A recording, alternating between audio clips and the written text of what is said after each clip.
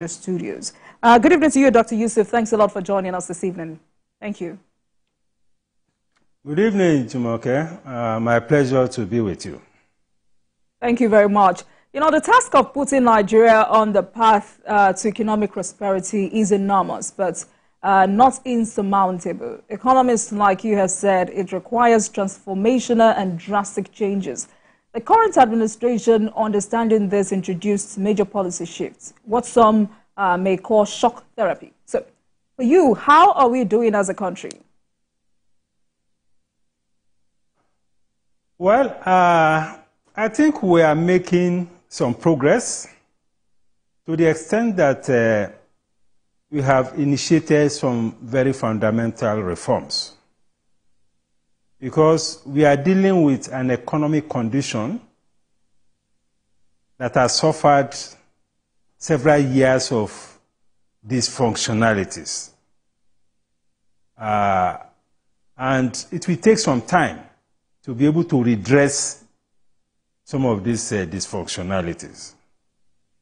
For instance, if you take our oil and gas sector, for instance, for over a decade or even more, the refineries we have there had not functioned. And that has continuously put a lot of pressure on the fiscal operations of government. It has created very serious macroeconomic challenges over the years. Because if you look at the pressure on our foreign exchange, for instance, on our reserves, the biggest pressure is coming from the importation of petroleum products, which is an irony, because we are an oil-producing country. Then the oil and gas sector upstream has also suffered major setbacks. Again, this is a cumulative thing. Over the years, the situation with our oil and gas sector governance had deteriorated significantly. We had very serious issues with the policy environment. It took us almost 15 years to be able to come up with a Petroleum Industry Act, despite the series of complaints by investors in that sector. And that policy shortcoming was compounded by the problem of insecurity.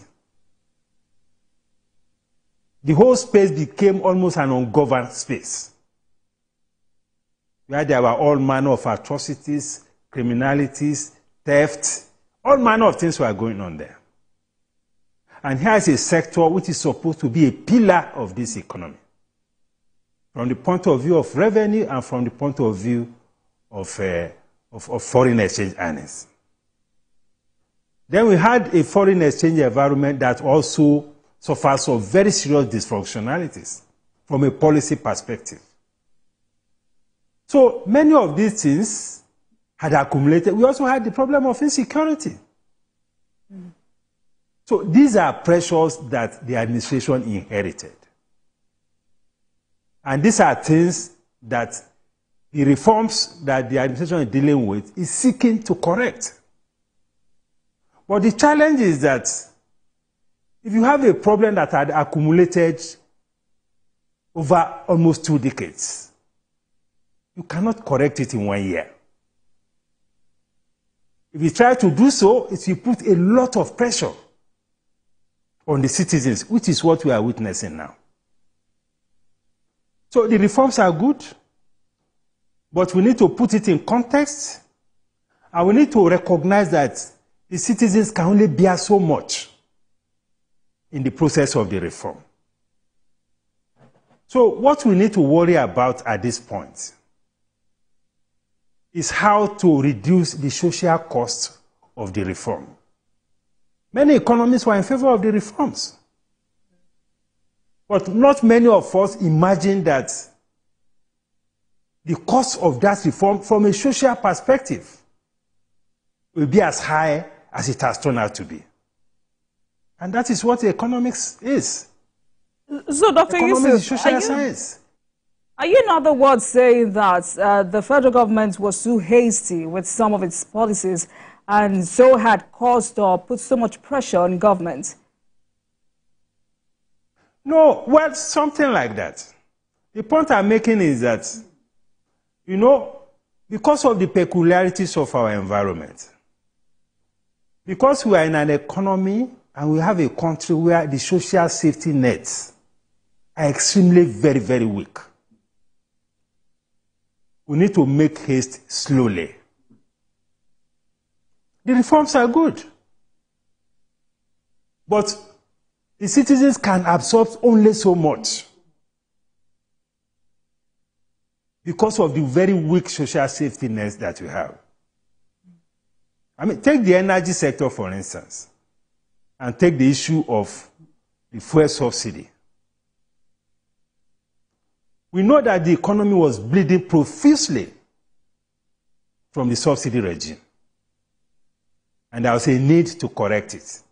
A first major step was taken at the inception of the administration, which was fine. The citizens were still struggling to cope with that. Then subsequently, we had further reviews and further reviews. And when you look at the entire environment, you notice that unlike what you have in other climes, our public investment in public transportation is extremely very low. We have a transportation system that is almost 98% driven by the private sector. The private sector cannot offer you social pricing. They will offer you commercial pricing. And you know how central transportation is to the economy and to the ordinary people. So that was a major shock, both to businesses and to the citizens. So for that kind of sector, with the benefits of hindsight, I think we needed to have gone slowly. That is why I get worried about the latest review. Because already the citizens were almost overstretched. Then suddenly we had this 40% increase. So this kind of transition has to happen slowly because of the large number of vulnerable people that we have. So we don't want an economy or a reform process that will leave too many people behind. That is the point I'm making. The reforms are good. Yusuf. In one of the statements of the reform is something that I think we need to decelerate a bit. All right, Dr. Yusuf. In one of the statements released by CPPE, I mean, you commended the federal government's application of fiscal policy measures to boost productivity of the Nigerian pharmaceutical manufacturing industries. And to be specific, you said fiscal policy measures have proven to be more impactful on real sector performance than monetary policy. But I'd like you to expatiate on the need for the federal government to arrest the deindustrialization of Nigerian economy by ensuring that local industries are protected from liberal trade policies. Yes. For me, I think that is the way to go. Because if you look at the policy responses to the economic situation so far, we have had a very large dose, even almost an overdose, of monetary policy intervention in the policy or in the economic environment. We saw how the tightening of monetary policy has squeezed the economy from a financial perspective. We saw what had happened to interest rates. And we know the implication of high interest rates for investment. We know the implication of high interest rates for job creation, for inclusion. Because we are gradually moving now to a point where major investors are being disconnected from the financial system or from the banking system. Because otherwise, how can an investor, say in agricultural sector, go and borrow money from the bank at 30% or at 25%? It cannot work. How can a manufacturer go to the bank to borrow money at 25 or 30% for manufacturing investment? It cannot work. How can somebody in real estate go and borrow money at 30%? It cannot work. So you can see the number of critical sectors that are being excluded from our financial sector in terms of funding. And the primary purpose of a bank is financial intermediation. Not all this selling of forex or opening LCs and all of that. It's financial intermediation. And what financial intermediation means is the mobilization of resources, financial resources, from the surplus end of the economy to the deficit end of the economy. Now you have a deficit end of the economy that requires a lot of funding. Financing gap in the SME space alone runs into trillions of naira. But how many people can take money at this kind of rate? And it's not only that the rates are high, the tenors are also very short. The best you can get in the financial or in the banking system is maybe a tenor of 2-3 years maximum. So these are shortcomings that we need to reckon with. Dr. These are also evidence of market failure that requires government intervention. That is why we say in an economy, even in a market economy, in the best of market economies, we recognize the presence of market failure. And once you recognize market failure in any sector, in any segments of the economy, government intervention is imperative. So, as we progress with the reform, we should identify things that the market cannot fix. But Dr. Yusuf, this submission on high interest rates, does it contradict this recent statement by the Minister of Finance and Coordinating Minister of the Economy, Wale Edun, where he said that the financial sector grew by over 30% in the first half of 2024? Well, I don't think there is any major relationship as such between what I'm saying and what the minister said. The reality is that when you look at the GDP numbers, of course, the financial sector was one of the best performing. But what happened to the real sector? The sectors that actually are job elastic. And when I say job elastic, I mean sectors that, as they grow, they generate more jobs. Because the impact of growth in the financial services sector is not felt by the larger economy. How many people are employed in the financial sector? What is the multiplier effect? And I've told you a major function of the banking system and the financial system is financial intermediation. So with an interest rate of 30%, there's a collapse of intermediation. So they are just like a financial supermarket where they just look at some good sectors, put money there, get their returns. And in any case, they have an advantage. Because whether you are a business person, whether you are an SME, whether you are government, all your monies go through the banking system. Because they are at a critical junction. And as your money is going through them, they are taking commission. So why would they not be making money? But it's something to worry about.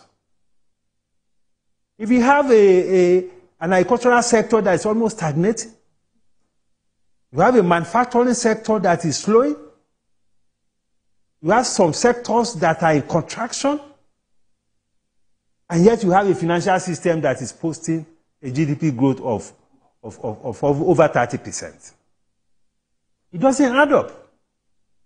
It's also a reflection of some dysfunctionalities. All right, because we've talked about government intervention. The performance of the financial sector is supposed to reflect the performance of the wider economy. But there's a right, disconnect. Dr. Yusuf, you've just talked about government intervention. How exactly do you think government must intervene in this particular situation? No, you alluded to the issue of fiscal policy.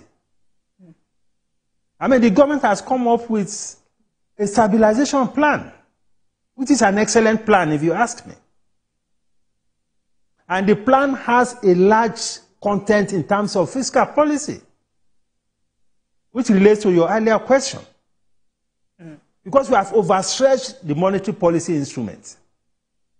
We are transiting now to the use of more fiscal policy, which has the prospect of lowering costs of production, lowering costs of operation, also bringing down the level of inflation. We're able to reduce import duty. Because in order to fix the challenges that we are dealing with today, the government must be ready to also trade off some revenue, especially in the fiscal policy space. The taxes doesn't have to be so high. Import duty doesn't have to be this high. Cost of clearing containers at the port should not be this high. If you reduce all those parameters, it may lead to some loss of revenue, but it will have a very significant impact on investment, on economic growth, on job creation, and more importantly, on inflation. The president is worried about high cost of living. The citizens are equally worried. But what we need to do is to deploy this fiscal policy measure, which the government is already doing, to bring down cost of doing business. But there's a challenge of the speed of implementation. All right. So we need to work a lot on the bureaucracy. Because it is for the political actors to come up with the policies. It is for the bureaucracy to implement. And when we are dealing with an emergency situation as we have, that urgency has to reflect in the implementation of the policies. So if you have a policy and it's thrown down to the bureaucrats to implement, and they begin to move so slowly, it's something that should worry everybody. You alluded to the statement that you made about the pharmaceutical industries. The president released an executive order in June to scrap import duty on pharmaceutical products, on medical equipment, and all of that, which was a very commendable policy, especially in the light of the high cost of medication, of drugs. People who have medical conditions, they will tell you how difficult it is at this time. So if the government has issued a presidential order that the duty should go, that was in June. Up till now, the implementation had not been effected. So we need to call out the bureaucracy. All right. To ensure that whatever it is put on the table to deal with these issues that we are grappling with in the economy, they implement it expeditiously. It's extremely, very, very important. All right, Dr. Yusuf. So that we are all on the same page with what the president wants to achieve. They need to support the president to be able to deliver concrete outcomes from these policies. All right, Dr. Yusuf, let's take a break. And when we come back, we'll talk about economic diversification. Please stay with us, everyone.